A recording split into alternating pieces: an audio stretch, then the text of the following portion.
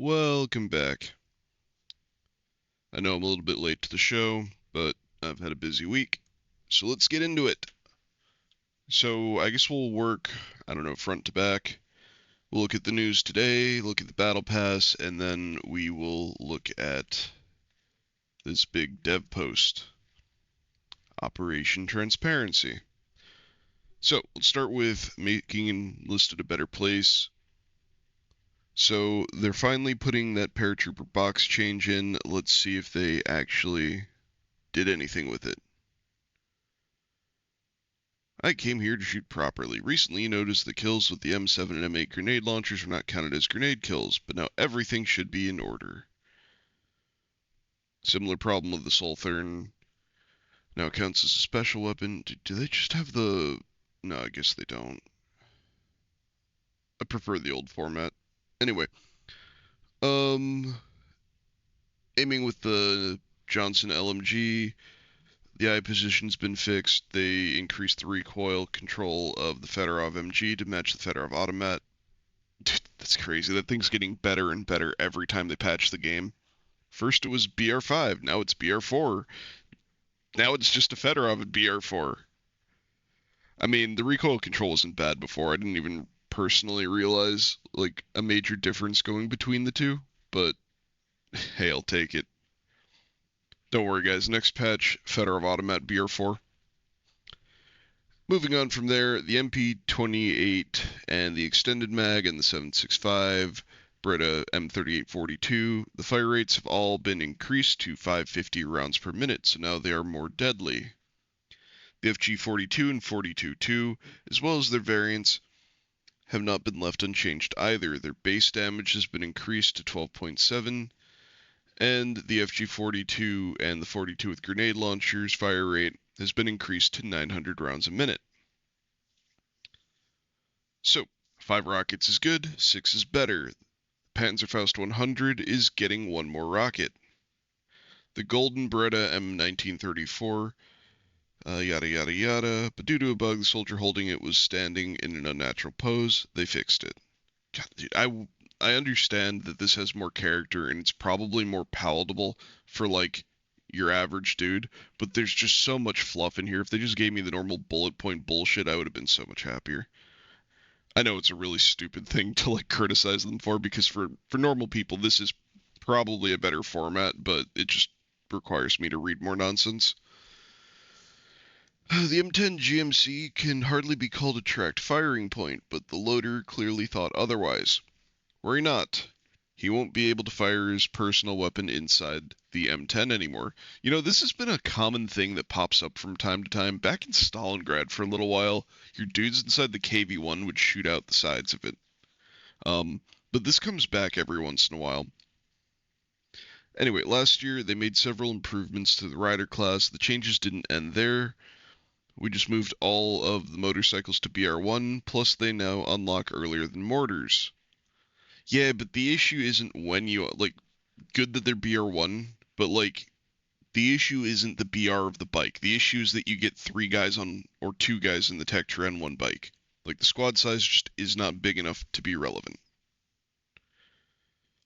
All I'm saying is if you want the riders to be good, make it a rider squad where we get 3 bikes, and you get 2 guys on each bike.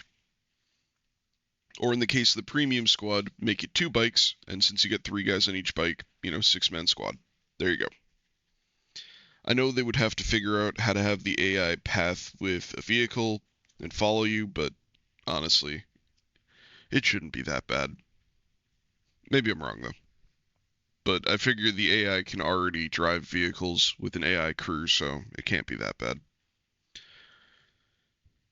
Anyway, moving on from there, shooting's an integral part of the game, but we haven't forgotten about melee enthusiasts. In this update, we have the cooldown of the melee charge. Now yeah, okay, but what about poking more? Like, this is good because now you can charge more often, but, like, what about swinging more often? Because there's an issue right now where there's a reset period between swings, and sometimes it gets you killed. Anyway, everything should be in its place. The experience required to fully unlock a squad now depends on where its weapon or vehicle is located in the research tree. I'm curious if this will be a good change or a bad change. If this is just lowering what you need for lower end stuff, great. But if this is making higher end stuff take even longer, man, it already takes too long to fucking max a squad.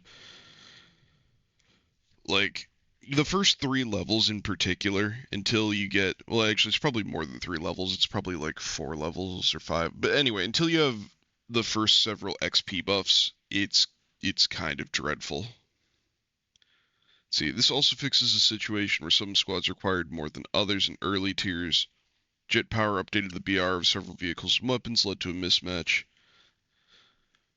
We've also made complaints against dishonest players clear, so that's great. I feel like it was relatively simple before, but whatever. At least they're improving it. Do you have unused parachutes, radios, or knives? No problem, you can sell them, but only for 5 silver. I mean, I'm sure they did this just so that you could get rid of stuff, but let's be real.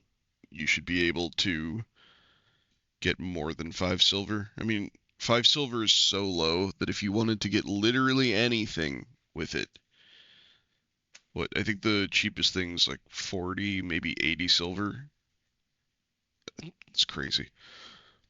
And I'm like, that's for like a flask or like a bag. Whatever, man. At least you're getting silver for it. For players using a gamepad, we've added a small improvement. When you sell something, there will now be a shortcut for the all available button. We also added or fixed a bug where both versions of the Tiger H's Tiger 2H, let's be specific, winter camo, was highlighted in the customization menu. When one of them was selected, there's a new mission. See, why wasn't this at the top? This is something I care about. So we've expanded on Burma. Commanders who prefer U.S. or Japanese armies can now meet in the Mansera destruction missions. I mean, cool. I like destruction, but sometimes it can get a little bit scuffed. It requires your team to be more organized. But I don't know. I like destruction. At least it's not the like multi-flag push, because I mean, let's be real. Most of my American teams couldn't do that. See, supply box changes. They kept the PPS 43 and the PPD 40. Yay. And by yay, I mean dog shit change. This all basically looks the same, doesn't it? I'm sure there's something different, but I just don't care. Like, the all of the other like support weapons were fine at every BR. It's cool that you've got the STG-44 sniper there now because you don't share ammo with the FG-42. But outside of that, I just don't think I care. Like, I don't want SMGs on my German paratroopers at low BR because they already have SMGs. It's like I don't want them here either on my Italian paratroopers at BR3 because they already have SMGs. It's such a fucking waste. It's like it's okay on the American ones because they come with rifles, and at least you get a rifle and a submachine gun. But like, I don't need 2 Beretta M38s with, ooh, this one's got a magazine that's twice as large. I want a support weapon.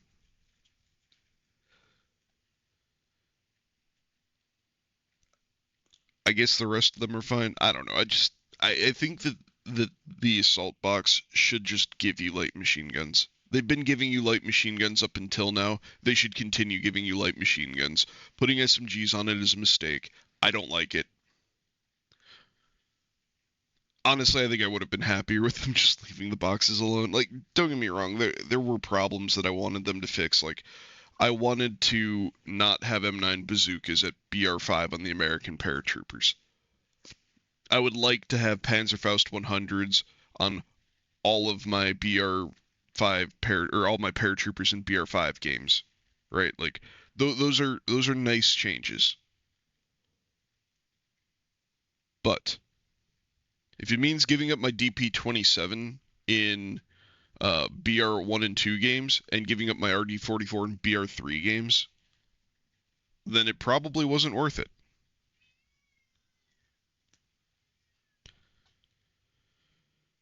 And to clarify, because I mentioned this last time, it's not that you need to get the RD44 at BR3, it's that I just don't want a PPD40 on my guys that probably already have PPD40s or they have PPSH box mags. Like, I don't need another SMG.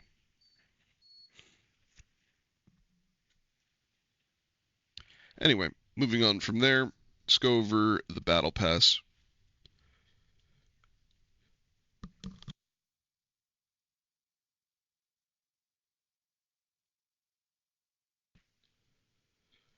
So, the new Battle Pass just started. We have the Winchester 1887 BR2 for America. It's one of the most iconic shotguns in history. It's really cool, and it's kind of nice to finally get it in game. I'm really curious how well they're going to perform. Shotguns are usually kind of iffy. Um, like they can be fun to use. It's just they're very situational weapons, so you kind of have to put them on the right squads, and I don't know. If I had something like this, or if I had something like the Winchester or the Browning Auto 5, and I had Russian paratroopers to put them on in the American tech tree, those would be great. Um, I do run shotguns from time to time on my guerrillas, and they perform all right. The problem, I think, lies in their relatively limited range. It's not like a semi-auto rifle where it does pretty well up close and then it falls off a little bit at range, or like an SMG kind of follows the same general principle. Um, as a shotgun, it does really well at close range, and then it does literally nothing once you get out to medium range. Like there is like an intermediate period where you can shoot at a guy a few dozen meters away, or like up the hill or across the street or whatever. They just fall off very quickly. Still, I think it's going to be really cool. It's one of the more interesting weapons they've come out with in the battle passes. Um, 5 shells isn't bad. I find that the Ithaca can be really iffy.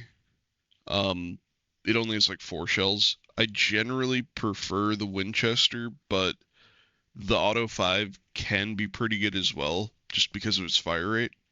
Generally, though, I prefer the Winchester. Moving on from there, there's a P40 for Russia and a Chi-2 for Japan. The P40 traditionally has been a really good plane for Russia. I've played them at every BR, even BR5, with a lot of success. So that's cool. The Chi-2 is basically just another step in the Japanese tech tree of Darkflow telling me that I don't need to research things in Japan because I'll just get them for free in a battle pass. Well, maybe not for free. Like you're probably gonna have to pay for the battle pass to get it, but like you know what I mean. Like it's gonna be quicker for me to get it in the battle pass because I can just play any nation, or like maybe not quicker, but more efficient because I can just play whatever I want, and then I still get a vehicle for Japan that I'm pretty sure I already have the tank crew for. Plus it's fully up. Well, actually, these are camos now, aren't they? Yeah, no, I'm dumb. You can tell that I don't engage with the vehicle side of the battle pass like at all. Um, no, so I guess I do still need to research that thing. Oh well. At least it'll have a skin. Back in my day, we got whole vehicles. So anyway, then you'll also get some guerrilla soldier, Piotr, and a radio operator. And then there's obviously the reminder that elite BP owners will receive more. Anyway, I'm actually probably going to split these into 2 videos. Um, because this is already like 15 minutes long. So, as per usual, get out there, kick ass, take names, and win your games. Pop back in, check out the next one if you are so interested.